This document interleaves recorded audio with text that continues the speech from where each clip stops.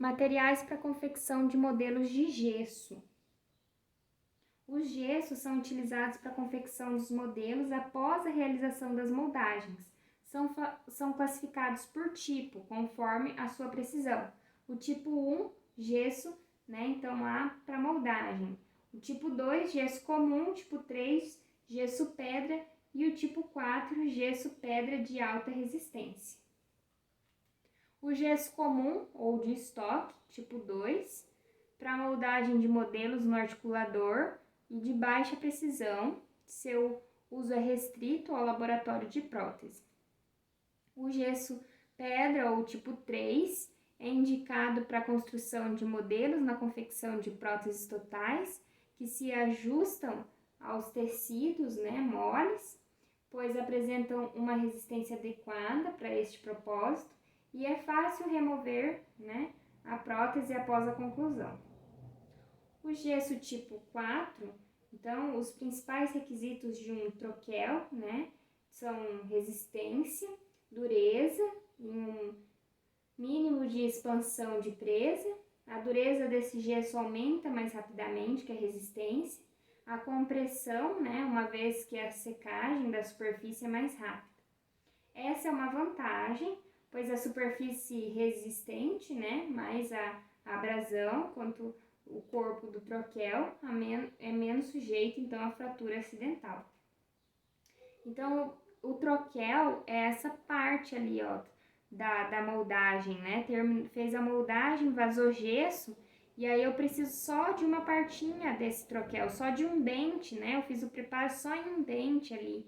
Então, eu posso remover, né? O protético corta para mim, só que eu posso colocar ele novamente próximo ali ao dente para eu ver se tem ponto de contato, como é que tá? Então, aqui eu trouxe para vocês podem tirar print ali, ó, para tipos de troquel, né? Definição de um troquel, a função de um troquel e os tipos de troquéis. O gesso tipo 5 tem uma resistência à compressão superior ao gesso tipo 4. Este aumento é conseguido pela diminuição de relação água e pó. A razão para o aumento, né, da expansão de presa é que certas ligas novas, né, com a base de metal, apresentam uma grande contração de solidificação diferente das ligas de metais nobres. Manipulação dos gessos. A água e o gesso devem ser mantidos de acordo com as instruções do fabricante. O gesso deve ser colocado na água e nunca o contrário. Tá? Então, primeiro lá no grau de borracha eu vou colocar a água, depois o gesso, a fim de evitar bolhas antes do vazamento, né? Antes de eu vazar o gesso nas moldagens. Devemos utilizar, né, um vibrador ou antibolhas. Olha lá a primeira imagem, eu consigo ver com né, precisão, consigo ver até o freio desse paciente. Ali na segunda imagem eu não consigo ver a diferença entre os incisivos centrais. Então teve bolha, teve alguma coisa ali que atrapalhou, não ficou legal essa moldagem, não posso utilizar. A relação água-pó são, né, em média, gesso comum aproximadamente 40 a 50 ml para 100 gramas. Tá? Gesso pedra aproximadamente 30, né, a 35 ml para 100 gramas. O gesso pedra melhorado aproximadamente de 20 a 25 para 100 gramas. Ml, né, de 20 a 25 ml para 100 gramas. Esse ali, ó, é o vibrador que a gente coloca, tá? Depois que manipulou o gesso, colocou ele lá na moldeira, coloca ele ali em cima, para ele ficar vibrando, né, de uma potência baixa, para não jogar tudo fora esse gesso, né, mas tem que, igual tá lá na primeira imagem, colocar o filme PVC, tá, para não sujar, não danificar o botão, então a gente coloca essa proteção. São utilizados, né, para realizar moldagens, a confecção de próteses fixas, né, as pontes fixas, próteses totais. Os materiais de moldagem, né, após sua aplicação são colocados em moldeira, depois, né, que o paciente é moldado. Então, tá lá na primeira moldagem, né, foi realizada ali com alginato. Lembrando que o alginato não tem a impressão de excelência, né? A que tem de excelência é a silicona de condensação e adição. Eles mostram melhor, ali é mais grosseiro o alginato. Daí, ali vai manipular mais líquidozinho um pouquinho, colocar na área dos dentes, né? Pegar um pouco a parte mais líquidazinha que tiver do gesso e depois vir subindo ele mais durinho já. E aí deixar ele ali para ele secar. Ele aquece bastante, então cuidado onde deixa, tá? Quando ele tá pegando presa, ele aquece, então muito cuidado onde deixa esse material. Após a moldagem, o gesso é vazado para obtenção do modelo. As moldeiras podem ser de alumínio, perfuradas ou aço inox. Com relação ao tipo, podem ser totais, superiores, inferiores ou parciais. Com relação ao tamanho, podem ser adulto ou infantil. Tá? Então, tem parcial, que é aquela primeira imagem. Tem também essas moldeiras coloridas, elas são de plástico. Tem elas branquinhas também, eu gosto bastante das de plástico, que para mim parece que machuca e incomoda menos o paciente. Mas é muito utilizado as metálicas que estão ali embaixo da parcial. Vamos entrar agora num assuntinho da radiologia, tá? É um assunto que precisa muito ser explicado, então ela vai ser dividida em 2 aulas, tá? Na próxima aula nós vamos ver mais sobre radiologia. A radiologia odontológica é uma das modalidades, né, do diagnóstico por imagem de maior preferência de atuação pelos profissionais da radiologia. Talvez por conta, né, do menor nível de radiação, quando comparado a outros exames como raio-x, tomografia, né, computadorizada, que a gente vê nos hospitais. A radiologia é um importante meio para auxiliar no diagnóstico. Muitas vezes em nossos consultórios estamos diante de casos que somente com o exame clínico não poderíamos solucionar e temos então de lançar mão, né, de um exame radiográfico para o diagnóstico e tratamento. O exame radiográfico irá nos auxiliar, né, por exemplo, na localização de cáries, né, se está na mesial, distal, né, se alcançou câmara pulpar, se está longe da câmara pulpar, na localização de fraturas, né, no caso de traumatismo dentário. Então a criança veio, bateu, né, a boca no chão e daí os pais trouxeram para o consultório, a gente tira uma radiografia para ver, trincou lá na raiz, trincou próximo, onde é que trincou, não trincou, então a gente precisa da radiografia. Ou seja, são muitos benefícios que esse meio auxiliar nos traz, né? Porém devemos ser, né, cometidos no seu uso, assim a gente tem que ser, né, prudente, não ficar, né, toda hora pedindo, pois a radiação pode causar efeitos maléficos. Logo, é de grande importância a proteção na radiologia odontológica, quer de nossos pacientes e quer de nós profissionais, né? Devemos, então, fazer uso, né, de medidas preventivas e protetoras, tal como o uso dos aventais de chumbo, barreira de chumbo, os filmes, né, os filmes ultra rápidos que nós temos, a correta realização, né, de uma tomada radiográfica evita a repetição e a exposição desnecessária desse paciente à radiação. Para que isso ocorra, devemos obedecer às técnicas que incluem um correto posicionamento da cabeça do paciente e do filme em sua cavidade oral, posicionar corretamente o aparelho com relação aos ângulos horizontais e verticais apropriados, que é de responsabilidade do cirurgião dentista, assim como realizar, né, com exatidão o processamento do filme, que é realizado pelo auxiliar. E algumas clínicas pedem para o auxiliar realizar, tá? Esse posicionamento de cabeça do paciente, de filme, do cone, então tem que ficar bem atento a isso. Aparelhos de raio-x odontológico, então ele vai ter o fator energético, né? Os aparelhos de raio-x odontológico possuem fatores energéticos que são responsáveis pela formação da imagem no filme radiográfico. Os fatores energéticos são a miliamperagem, tá? O tempo de exposição e a quilovoltagem.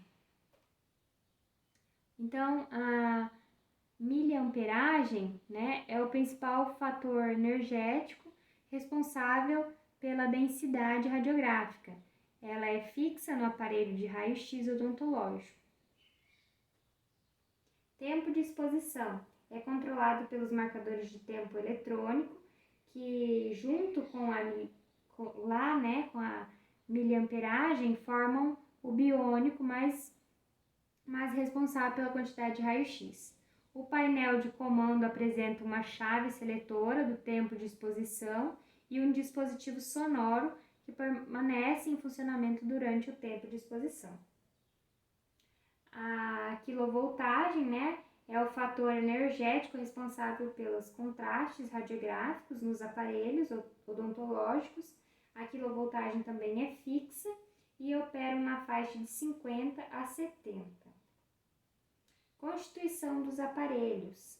A base pode ser fixa, né, onde o aparelho fica preso, né, à rede ou ao móvel ou na parede. A base do móvel é dotada, né, de rodas para ser movimentadas, né, de um lado para o outro, ou alguns têm uma sala própria e daí fica lá na parede, né, o aparelho. Então ali a base dela ali está nas rodinhas. No corpo, né, que está acoplado à base, é onde se encontram as partes elétricas centrais do aparelho, tá? Autotransformador, lâmpada piloto, estabilizador de corrente, regulador de voltagem, marcador de tempo, tá? Então fica tudo no corpo, as partes, né, variadas do nosso aparelho de raio-x. Braço articulador é a estrutura responsável pela movimentação do cabeçote, tá? Em relação aos ângulos horizontais e verticais. Então a gente vai mexer esse braço e levar para onde precisa, para o lado direito da face, para o lado esquerdo, maxila, mandíbula, né? Onde que a gente vai tirar essa radiografia.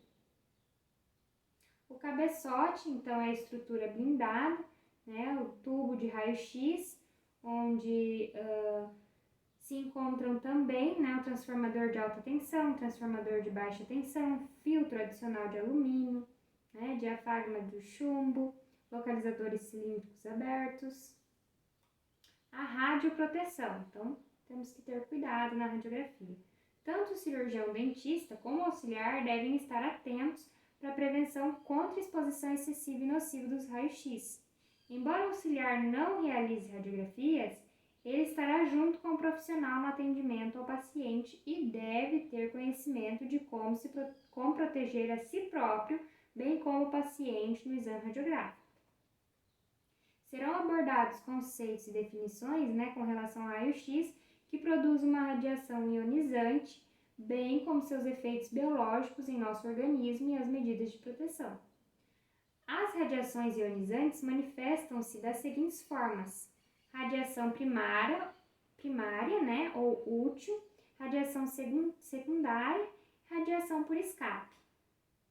Então, a radiação primária é a radiação emitida pelo aparelho no momento da realização do exame radiográfico, possui pequeno comprometimento, né, de onda e grande poder de penetração, sendo direcionado pelos ângulos verticais e horizontais do aparelho e delimitada pelo diafragma do aparelho.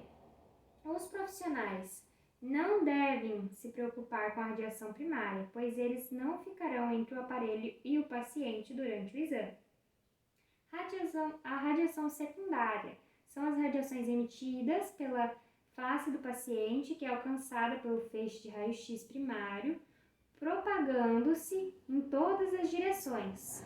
Né? Com esta radiação, os profissionais devem estar atentos com relação à proteção, pois estarão expostos caso não se tomem medidas preventivas. Radiação por escape, a radiação de fuga ou de vazamento é a radiação não pertencente ao feixe útil, né, mas que consegue atravessar o cabeçote e o sistema de colimação do equipamento. Os níveis de radiação de fuga devem ser avaliados, né, na instalação do equipamento ou ainda, né, sempre que o tubo de raio-x, né, a blindagem do cabeçote ou o sistema, né, forem danificados. Os efeitos biológicos da radiação ionizante podem ser diretos ou indiretos. Os efeitos diretos, né, são aqueles provocados pela radiação numa área específica. As alterações celulares ocorrem devido à exposição direta, né, da ionização, como por exemplo na face do paciente. Efeitos indiretos, né, a exposição de um tecido à radiação pode produzir substâncias, né, incompatíveis com este tecido. A radiação pode alterar a composição química das enzimas inibidoras, né, hormônios e etc., tornando-os ineficientes, né, efeitos celulares causados pela radiação. Alterações no crescimento celular, interrupção ou inibição da mitose, alteração, né, no material genético, DNA, mitocôndrias, né, um monte, né, morte celular. Nosso organismo possui tecido, né, que são sensíveis, radiosensíveis ou menos sensíveis, né? Então tem que ter muito cuidado com essas radiações. Né? A escala dos tecidos mais sensíveis para os mesmos, né, sensíveis, então são o sangue, epitélio, endotélio, conjuntivo, nervos, né, músculo, tecidos e células em ordem decrescente, de sustentabilidade, linfonodos, né? Então, várias estruturas aí podem, né? Células musculares, né? A rádio determina, né? Uma consistência, né? Grave nos profissionais que têm o hábito de segurar o filme na boca do paciente. Então, a gente não pode fazer isso, tá? Ah, eu seguro, ele é criança, eu seguro. Não, deixa a mãe segurar, deixa a mãe entrar lá e a mãe segurar, né? Coloca na mãe o avental de chumbo, protetor de tireoide e a mãe entra com a criança. Ou se a pessoa precisa segurar com o dedo, ensina antes a pessoa a segurar, coloca o filme, fala, ó, agora eu vou colocar o filme, você vai fixar com o seu dedo e não mexe, tá bom? Não pode mexer, porque senão a gente vai ter que fazer outra radiografia. E a pessoa fica lá sozinha dentro da sala, tá? A gente sai, a gente tem que tomar esse cuidado de não ficar tomando radiação a todo paciente que entra na nossa sala. Ela é classificada então em grau 1, 2 ou 3, né, como queimaduras comuns. No grau 1, a pele apresenta lesão vermelha, porém não atinge a derme, né, e a reparação se dá sem sequelas externas. No grau 2, a pele apresenta lesões mais profundas, né, como vesículas, mas também não atinge a derme. No grau 3, a pele apresenta lesões que atingem a derme, deixando sequelas após a reparação. Como toda dose, né, produz danos, é preciso utilizar apenas a exposição mínima necessária para alcançarmos nossos objetivos através do exame radiográfico. A quantidade total de radiação absorvida pelo tecido depende, né, de muitas variáveis, incluindo o tipo de energia da radiação e do tipo a ser irradiado.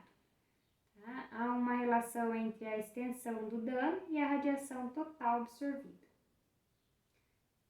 Como toda a dose produz danos, é preciso utilizar apenas a exposição mínima necessária para alcançarmos nossos objetivos através do exame radiográfico. A quantidade total de radiação absorvida pelo tecido, né, depende de muitas variáveis, incluindo o tipo de energia da radiação do objeto a ser irradiado. Há uma relação entre a extensão do dano e a radiação total absorvida. Os raios-x, né, não são acumulados no organismo. Após a irradiação, ocorre um pequeno dano e em seguida sua reparação incompleta, fazendo com que o dano sofrido permaneça. Os danos, né, subsequentes adicionam-se e são conhecidos como efeitos acumulativos. Medidas de proteção. O uso de aparelhos de raio-x requer medidas de proteção relacionadas com a exposição do paciente, exposição do profissional, exposição das pessoas que rodeiam. Devemos estar atentos às condições do uso do aparelho, né, de segurança do aparelho. Os aparelhos devem ser inspecionados periodicamente. Esta inspeção é solicitada, né, para a Comissão Nacional de Energia Nuclear, que enviará um kit de teste para aferir o equipamento. Proteção do aparelho. Os aparelhos de raio-x possuem dispositivos de proteção em relação ao paciente, que são filtros de alumínio, o colimidor, dispositivos eletrônicos, marcadores de tempo, que é o timer, e localizadores cilíndricos. Os filtros de alumínio têm por finalidade reduzir a dose de radiação secundária na face do paciente. A espessura do filme varia de acordo com a quilovoltagem, né, do aparelho. Aparelhos até 50, né, o filtro com 0,25 milímetros de espessura. Aparelhos até 70, 1,5 milímetros de espessura. Aparelhos acima de 70, 2,5 milímetros de espessura. O colimador é responsável pela delimitação do campo de radiação na superfície, né, da pele do paciente. Ela está localizada na saída do feixe primário de radiação. Caso o aparelho não tivesse esse dispositivo, a área maior da face seria exposta à radiação, o que é desnecessário, pois quando fazemos uma tomada radiográfica, necessitamos de uma área suficiente, né, para sensibilizar o filme radiográfico. O tamanho do campo, né, de radiação é de 7 centímetros. Os marcadores de tempo, né, a precisão dos marcadores de tempo é muito importante na redução da dose recebida do paciente. Os localizadores, né, nos aparelhos antigos, os localizadores eram cônicos. Eles foram abolidos, pois havia a interação do feixe primário de radiação com a ponta do cone, produzindo dispersão, né? Hoje em dia, os aparelhos possuem localizadores cilíndricos que não causam a dispersão. A proteção do paciente, né? Em relação ao paciente, devemos observar as seguintes medidas de proteção. Utilização de filmes ultra rápidos, assim se faz necessário, né, menos tempo de exposição, reduzindo a dose de radiação do paciente. Processamento correto dos filmes é o ato de revelar, lavar e fixar, né, fazer a lavagem no final do filme, né, e requer alguns cuidados. Deve ser realizado sem entrada de luz na câmera ou caixas, né, processadoras, uso de luz, né, de segurança adequada em câmera escura, método de temperatura e tempo no processamento. Então, ali nessa caixa, em cima dessa caixa, está aberto só para fotografia, mas em cima tem um vidro vermelho para que a gente enxergue lá dentro. O primeiro copinho é revelação, aí depois tem 2 copinhos para a gente lavar com água, tá? Água. Então, tem o tempo para cada um. Então, colocou no revelador, água, fixador. E aí, depois eu posso tirar ali de dentro dessa câmera escura. Método chamado visual ou inspecional torna-se, portanto, né, necessário. Troca regular das soluções, né? Então, se eu vejo que a solução, né, tá suja, ou sempre manter coberta a solução quando não estiverem sendo utilizadas, a fim de evitar que elas oxidem, né, com maior rapidez. Manter sempre limpa a câmera escura ou as caixas de processamento. As técnicas de radiografia, né? O profissional deve selecionar, então, a técnica adequada a cada situação. A técnica do paralelismo, sempre que indicada, deve ser utilizada, pois expõe menos o tecido do paciente, né, pelo aumento da distância, foco-filme e menor divergência do feixe, né? Então, ali está como se fosse o cone, esse prata, né? Ele tá o dente do paciente com um pouquinho de osso, e atrás ali esse fininho tá como se fosse o filme, representando o filme, né? Que ele tá de pezinho, e ali essa linha pontilhada é o feixe de raio, né? Atingindo, passando pelo dente para fazer a imagem ali no filme. Os mantenedores ou posicionadores de filme, tá? São utilizados na técnica de paralelismo.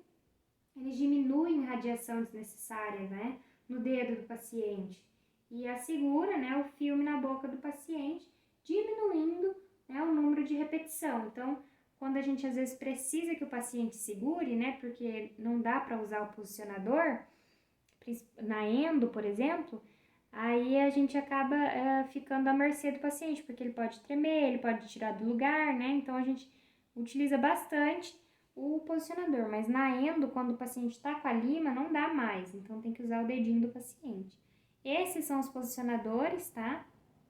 Tem o de interproximal e aqueles ali é para o lado direito, esquerdo, e os incisivos centrais é esse reto. O protetor de tireoide, fabricado, né, em 2 modelos, o convencional e o viseira, tá? Ambos com velcro ajustável na nuca. A utilização do protetor de tireoide, né, os exames, né, exceto para radiografias odontológicas panorâmicas, tá? Salientamos o corpo, né, mais atingida essa parte pela radiação, né? O avental de chumbo, né, assim como o protetor de tireoide, o avental de chumbo também é constituído de borracha, né, com a espessura de 0,5 milímetros de chumbo, tá? A comunicação efetiva com o paciente é importante para o êxito da realização do exame. O profissional deve explicar que precisa, né, colocar e realizar esse exame radiográfico e da importância da colaboração do paciente para vestir essa roupinha. Então, o avental pode vir já com o protetor de tireoide ou ele vir separadamente. Eu prefiro ele separadamente porque junto com o avental, às vezes ele dobra e não fica mais na posição. Aqui são as cartelas radiográficas, tá? Tirem print. É bem interessante vocês tem dois tipos de cartela para a organização das periapicais e interproximais, tá? Ou só para as periapicais, como é na segunda imagem. Então, tem o local dos caninos, o local dos incisivos, dos pré-molares, dos molares, tá? Então, é interessante vocês terem essa organização aí. E esse é um livro que a gente utiliza bastante, que tem as técnicas, tem tudo certinho sobre a radiologia odontológica.